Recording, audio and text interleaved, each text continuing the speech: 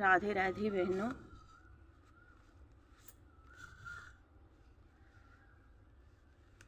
आज मैं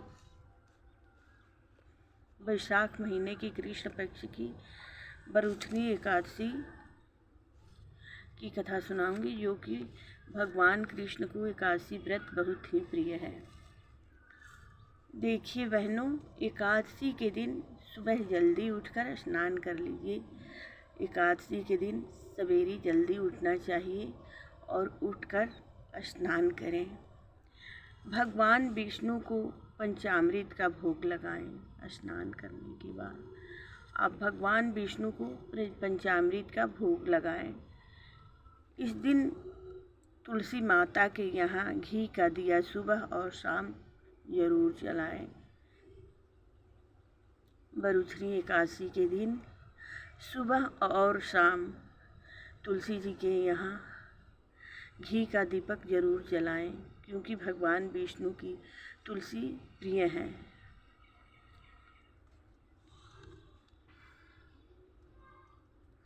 तुलसी माता को श्रृंगार की सामग्री अर्पित करें और ऐसी सामग्री जो बाद में आप खुद उपयोग करें। विष्णु के मंत्र का जाप करें, विष्णु जी के मंत्र का जाप करें। सुबह के समय विष्णु सहस्त्र नाम का पाठ जरूर करें। सुबह के समय आपके घर में मंदिर नहीं है तो तुलसी जी के यहाँ ही बैठकर आप विष्णु सहस्त्र नाम का पाठ जरूर करें। इस दिन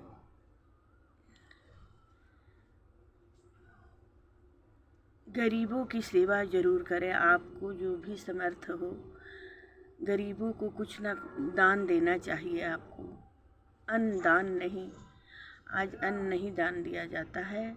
एकादशी के दिन कुछ द्रव्य दान दे दीजिए, वस्त्र दान दे सकते हैं और भी कुछ दान दे सकते हैं, लेकिन अन्न नहीं।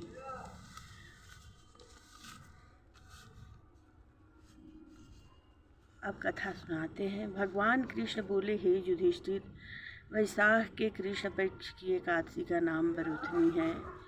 इसका व्रत महाफलदायक है। शास्त्र का लेख हाथी घोड़ा भूमि दान का उत्तम कहता है।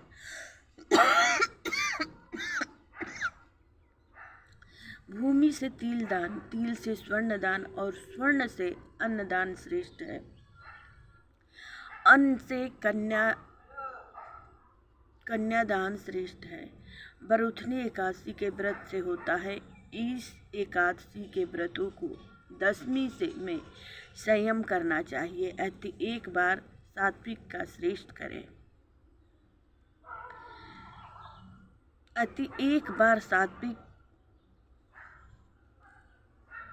कन्यादान भोजन करें। मांस, मसूर की दाल, प्याज आदि निषेध वस्तुओं का त्याग करें और रात्रि को स्त्री से रमन न करें। जुआ, क्रोध, मिथ्या भाषण इत्यादि कुकर्मों से दूर रहे। इस विधि से व्रत करने वाले पर यमराज प्रसन्न होते हैं।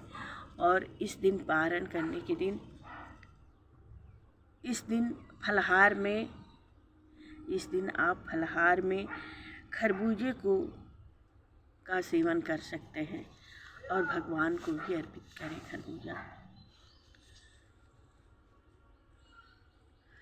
अब शुक्ल पक्ष की भी एकादशी सुना देते हैं। भगवान कृष्ण बोले, हे धर्मपुत्र, वैशाख मास के शुक्ल पक्ष की एकादशी का नाम मोहिनी है।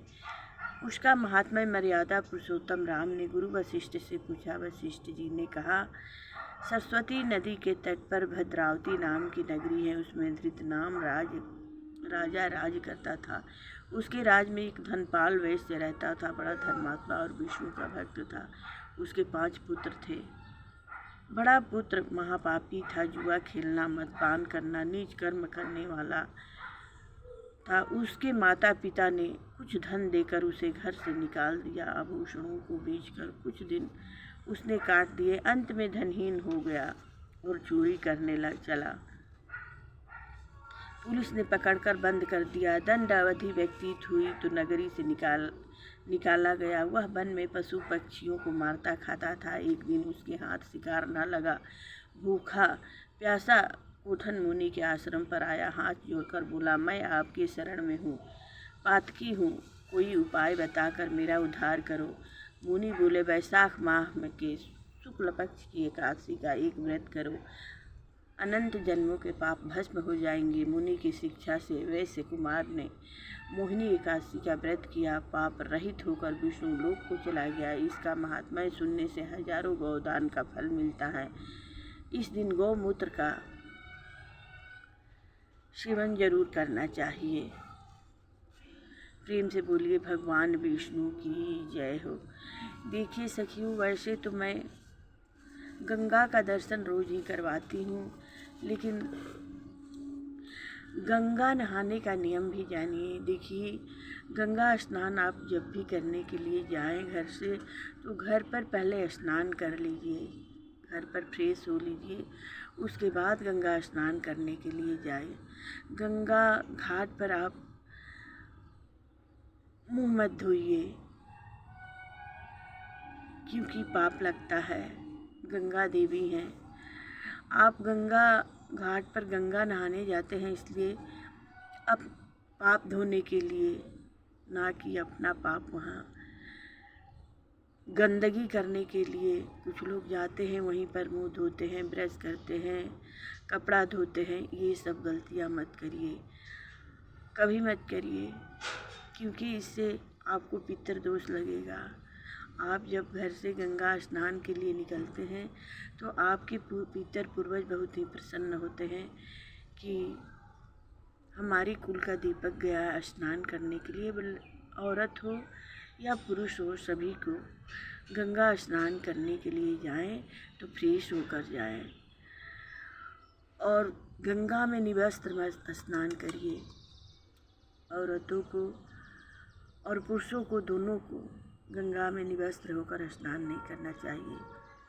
और औरतों को बाल खोल कर स्नान करना चाहिए। देखिए, आपके पूर्वज जो आपके केस से बाल जल गिरेगा, वही जल पितृलोक को मिलता है। और आपके शरीर पर जो कपड़ा है, वस्त्र है, उसी वस्त्र का जो जल गिरता है वही पितृलोक को मिलता है।